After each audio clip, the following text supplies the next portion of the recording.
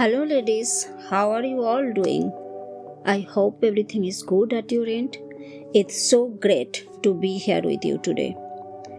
If you have clicked on this video, chances are you are going through IVF, have been through it, or know someone who has. And if your IVF journey did not end the way you hoped with a positive test or a heartbeat on the scan, I want to start by saying, I see you. This is not one of those just to stay positive pep talks. This is a real conversation.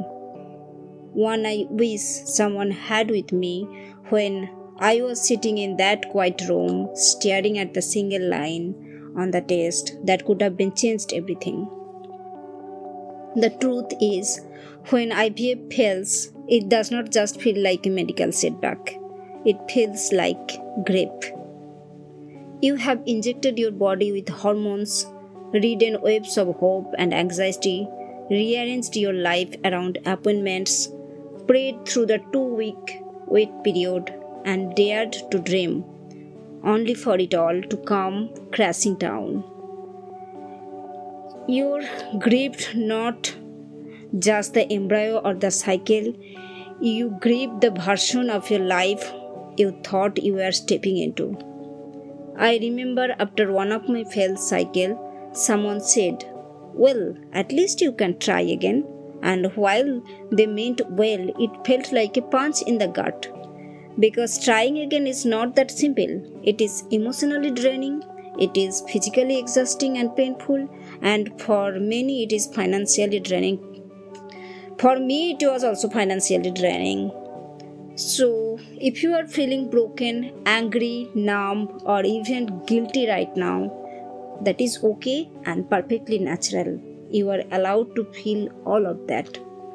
There is no right way to grieve this and no timeline you have to follow to move forward. But here is something I want you to hold on to, and I say this gently from a place of experience. Life does not end here. I know that might sound impossible right now, but it is true. A failed IVF cycle is a chapter, not your whole story. There are many different paths forward. Not always the ones you expected, but meaningful and beautiful paths, and none other than less. Some people go on to try again, and yes, sometimes it works, sometimes it does not. Others explore donor option, surrogacy, or adoption. And some choose to walk away from the idea of parenting altogether and rebuild a life filled with joy, meaningful, and healing. None of these paths are easy, but all of them are valid. What matters most is giving yourself the space to figure out what you want next, not what the society says you should want.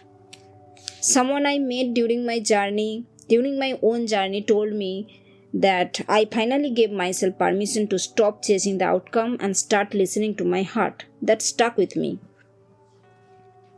One of the hardest part of IVF and infertility in general is how it messes with your sense of identity.